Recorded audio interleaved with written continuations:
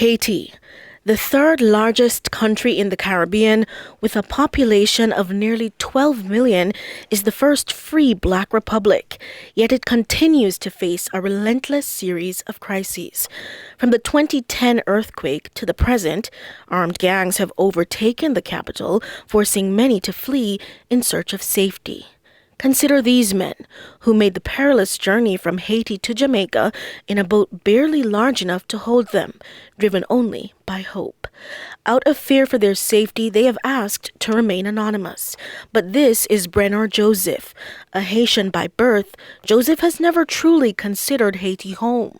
He was more than willing to share his story with us. Most Haitians be running from Haiti for everywhere, go any country like it's a people never fight for independence. Acting as the group's older brother and translator, Joseph opened up about his life in Haiti. 1994, I'm running from Haiti. I got myself rich in the United States of America, in a boat. So that everything happened since when I got two sons born United States of America, Austin, Texas. My baby mother, I was not married. My baby mother still in United States since 1994. However, his time in the United States was short-lived. Joseph found himself in trouble, which led to his deportation in 2013. After a near-death experience in Haiti, he turned his sights on Cuba. One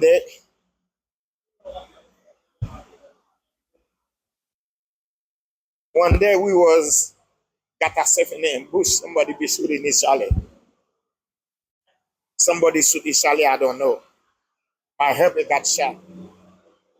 When I reached to get him, the chalet should have me. That's the next time I run in. I see everybody was in a boat. They said, come on, let's go. Let's Haiti to them. But we're going to reach Cuba. But we never reached Cuba. We passed 3 days in the sea. We have young kids, we have like 7 month son, 7 month the baby, 3 days, no eat, no drink. So we be in action, we don't know. But we think we're going to reach Cuba. When after that, after 3 days, we reach Jamaica. Joseph and several others aboard the boat spent over 6 months detained in Jamaica, enduring what they claim were inhumane conditions. It wasn't until Dr. Marcus Goff, known to them as Lawyer Marcus, and an advocacy group stepped in that their situation began to improve. Joseph claims that while he and his companions are still in Jamaica without proper documentation, other groups seem to be granted papers in a matter of weeks. You release us from December 4. They say, oh, you take a point for everybody. They say, I'll give you some paper, you can go to work. Still what now? We never got any paper in the hand. You know something in my heart? They have the Cuban people come in after us. All of them got the paper in their hand. They come from Cuba. But we Haitian, we don't have nothing. Him, he have 2 years in couple months. I have 1 year and 2 months. The Cuban people just come in after I think 3 months or 4 months, 5 months. I do not know exactly the time. You really got the paper to go to work. But we Haitian, we don't have. So I'm not going to say Jamaica, they have something against Haitian. But I know the Prime Minister of Jamaica not give people paper to work. You have to fight. So for me, that's my thinking. So I might be think today, I might be there, tomorrow might be bring us, just come in looking for us, bring everybody back. Because if you in a country for 2 years, 3 years, the Prime Minister, we working, you don't try to give nobody the paper to work. Any police can, you reach with the police what now, you want to arrest you arrest you. Because you don't have nothing to say, okay, I'm working in that place and the government give me paper. You don't have no ID, no anything. Despite their uncertain status, many of the men we spoke to are working in blue-collar jobs, contributing to various construction projects across Jamaica. Dr. Marcus Goff, a well-known human rights attorney, has been working with this group of Haitians since their arrival in Jamaica over 3 years ago. He reflects on the beginning of their ordeal. That first set, as Mr. Joseph was sharing, they were prosecuted for illegal entry, which is the government's standard procedure now to criminalize, and I say persons who are coming here from Haiti, and he and others in that group spent approximately 6 months in a police station lockup at Manchoning Police Station in Portland, which has now been condemned because it was not fit for human habitation. They spent 6 months there in a dark, small, inhumane cell, because of course the judge refused to grant bail because she said that she couldn't grant bail to Haitians who have no fixed place of address here in Jamaica. And so we went to the criminal trial up to a point where, out of so much sheer frustration, the Haitians decided that they would plead guilty since by that time, we had filed a claim for them in the Supreme Court and had gotten an injunction in the Supreme Court to prevent their being sent back to Haiti without due process, right? So they had this, to endure that 6 month duration there, including Haitian females who were at the Castle Police Station in Portland, also again in very inhumane conditions. But the struggle didn't end there. From that 6 month experience in Portland in lockup as criminals, right? They were then, upon pleading guilty, transferred to a camp in St. Mary called Robbins Bay, right?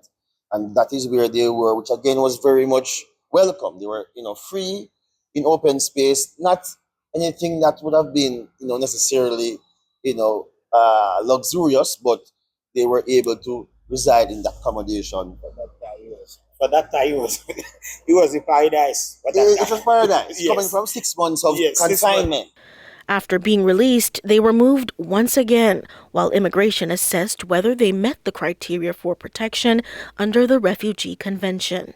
Eventually, they were granted humanitarian status. From that Cape Clear context, there was to have been, as Mr. Joseph said, a process where they were um, they were stated to have been granted humanitarian status to remain, and then were told that they could work, but were not given any documentation from that time till now to verify same. And so they're walking and living in Jamaica here daily, being vulnerable to, as he says, being arrested by the police, being called on by civilians who say Haitian in the community, and as we know, they say Haitians are criminals, and of course, not being able to be employed when they ought to be able to based on their humanitarian status.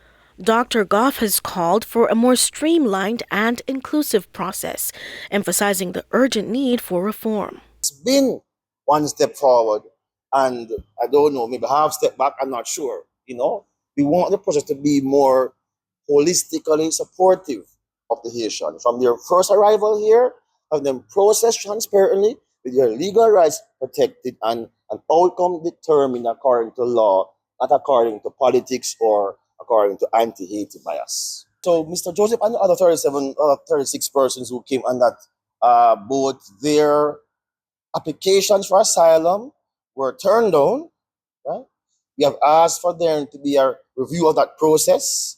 We've asked for certain documentation to be given to us so we are able to properly assess whether or not that was done transparently, which we very much doubt. And so we're still in the Supreme Court challenging that determination, turning down their refugee status. They're at the same time here on a humanitarian basis, which is indefinite until the government changes that status. So he was given like something like a pardon. Is that a refugee status? It's a humanitarian status, which is not as of right, but as I guess discretionary and subject to what the government may impose. And so yes, it's certainly not what we wanted, but much better than where they were previously. According to Dr. Goff, Jamaica's current approach to the Haitian refugees does not align with international standards, particularly those outlined in the Refugee Convention. So that group who came on in the 37, I would say the government has since gotten even more oppressive in their treatment of Haitians who came after that. The approach after that changed, whereby the government has now sought to return Haitians rapidly to Haiti without due process. So all of this process about trying to charge Haitians, put it in the police station, carry them to court and so forth is not the preferred method. Actually, in the recent story that I saw published, the Minister of National Security is quoted as saying that the problem is the courts. And they reach the courts because the ministry sees the courts as being a stumbling block in their rapid return of Haitians policy. So what happens now is that they come in maybe one night or one morning because people see them on the boat by the shore, Manchini Long Bay side, and they're sent to the health center for check-in. They're sent to the police station for interviewing by PICA. The lawyers are excluded from that process. They're found to be not fit for landing here, and then they're sent back in the wee hours of the night, 2, 3 a.m., the very next morning without any due process, without seeing any court of law, without any legal advice. So the approach has changed now, and so we've had to be going to court more often to get the injunction from the court because we see that the approach now is to where possible, not go to court, not prolong, I guess, the journey of the Haitians here to have them possibly end up like Mr. Joseph, where he's able to be here on a humanitarian basis. The plan is to now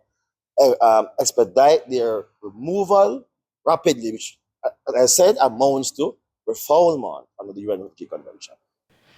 The 1951 Refugee Convention and its 1967 Protocol are the foundational legal documents for the United Nations High Commissioner for Refugees' work.